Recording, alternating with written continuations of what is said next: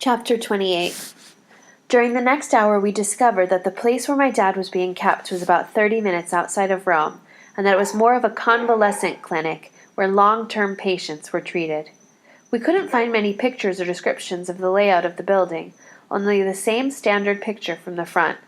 But even from that shot, you could tell the building was somewhat remote, with nothing around it. There were also no trains or buses that went there either, which meant we had to get a car. The three of us were sitting around a small kitchen table trying to figure out our next move. "What if we ask Jisak?" Asher suggested. "My friend from the curio shop. He'd probably close the shop for the day and do it if I gave him 200 euros.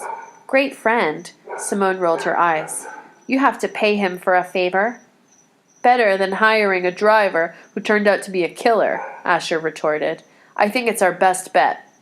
"Fine." I took a sip of some orange juice. "But do you think he'll do it with no questions asked?" "Yeah." Asher smiled. "We have an understanding. I've done him some questionable favors in the past in exchange for him letting me sneak in and out of the monastery. I don't think he'll want to know where we are going." "Questionable?" Simone raised an eyebrow. I had to admit, I was intrigued too. "Let's just say he doesn't always get everything in his shop in the most legit way." Seeing our expressions, he immediately backtracked. No, I don't steal stuff or anything. He's just had me follow some unsavory people. Report back to him before he deals with them." Oh, there was a lot about Asher that I did not know. "The only catch is that he probably won't get there until closer to 9. We'll have to wait." "Then let's go wait for him there, in case we get lucky and he shows up early." "Lucky," Simone scoffed, "because we've been so lucky this far. This is getting ridiculous." "Hey, we found the spear and Cassie's dad. That's pretty good," Asher said defensively. "Uh-huh, but your uncle also died," she said flatly. "Simone!" I couldn't believe she'd said that. Asher had lost his only family and had accepted being bound to me, for life, as if it were no big deal. How could she be so mean? "Sorry," she said, "but I don't think either one of you is looking at the reality of what's happening. Things are messed up, and they aren't getting much better." This was not the Simone I was used to seeing. It was like something had changed inside her. "Things will get better." Asher glanced over at me. "I believe in Cassie." "Well, isn't that special?" Simone said in a sarcastic tone. "I do too, but that's not what I'm talking about." She shook her head and sighed. "Never mind." She pushed her chair away and headed out of the kitchen. "She doesn't understand," I said. "Once we get to my dad, she'll be fine. She just worried." "Honestly, I don't care." By 9 o'clock, we had crawled back through the tunnel and were sitting on small 3-legged stools in the back room of the curio shop waiting for Jisak. The smell of incense permeated every corner of the shop, and it felt like we were all meditating as we sat in silence. Finally, the bells hanging by the front door tinkled as Jisak entered the store. Asher jumped up. "Stay here. I'll be right back." True to what Asher expected, Jisak agreed to take us to the clinic. He put a closed sign on the door and went to get his car without even taking a second look at us. As we waited outside for Jisak to bring the car, I glanced around the street. It was still relatively early, and not many people were out and about. I took a deep breath. I hadn't told Asher everything about my vision. I'd left out the part about the shooting, the people in the hazmat suits, and the dead bodies in the street. If that was part of the future, I might have to use the spear one more time to change it. Except this time, I'd have to learn how to navigate inside the realm and make sure Asher was able to pull me out. I stole a look at Asher's profile. We'd make a good team. We had to. There was no other choice. A beat-up blue car that looked like it belonged in a junkyard pulled up. Jisak leaned across a seat that was covered in duct tape and unlocked the door. "Sorry, door doesn't open from the outside," he said as we all got in. I glanced at the car's clock. It was 9:44. In a little over 2 hours, I'd be with my dad at the clinic. "So, what's the plan?" Simone asked from the back seat. "Should we call and find out what room he's in? I can disguise my voice." That caught Jisak's attention, and I saw him do a quick check on us in the rearview mirror. "No, don't do that." Asher shook his head. "We don't want to tip them off." He had a good point. We couldn't let them know we were coming. We'll just have to search for them when we get there. Him who? Jisak asked, then waved his hand in the air. Never mind, I don't want to know. Realizing that everything we said was being shared with Jisak, we all shut up.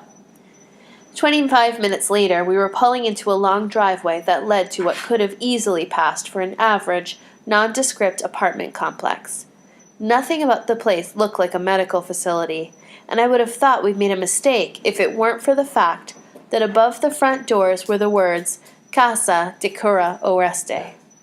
Jisak parked the car in one of the visitor spaces and turned to Asher. I told you before that I don't want to know what you're doing, but I can tell you're into something serious. You need to be careful. I have it under control. You know I'm resourceful. Asher gave him a smirk before turning to us. We just need to make sure that they don't notice us or question your being there. As he said this, a young woman exited the building, and we could all see a security guard sitting behind a desk. That guard will definitely stop us, Simone observed. I took in the surroundings. There were several delivery trucks on the far side of the clinic, including one for a florist. I glanced at Asher. With his dark hair and his perfect Italian, he could pass for a local. Okay, I have an idea. You see that florist van? I pointed at the van with red roses painted on the side that was parked between two large delivery trucks. Asher, can you grab a few bouquets so we can pretend to be delivering them to the post-op nurses? Jisak stroked his beard but said nothing, although he was listening intently. And I'm supposed to just take the flowers? Asher asked. You don't think someone's going to try and stop me? That's where Simone and I come in. We'll distract the delivery guys and meet you in the front lobby. Simone was shaking her head. She didn't like the plan. That's not going to work. How are we going to distract them long enough for Asher to steal the flowers? It will work, I insisted. We just need a diversion. A good one. I looked around trying to come up with something. That dumpster by the last truck. We can start a small fire in it and call for help. When everyone runs over, Asher grabs the flowers. I think we should be the ones grabbing the flowers, Simone argued. No reason we should risk being labeled arsonists. That's really the least of my problems right now, I answered. But maybe you should stay with Jisak in the car.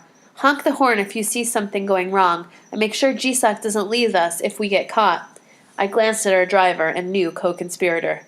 No offense. None taken, he said. And the plan? It could work. Jisak added, nodding his head in approval. Fine, Simone relented. So how do you plan on starting this blaze? I don't have matches or a lighter in the bag, Asher replied, before I could even ask. Jisak held up a silver lighter. I use this for the incense.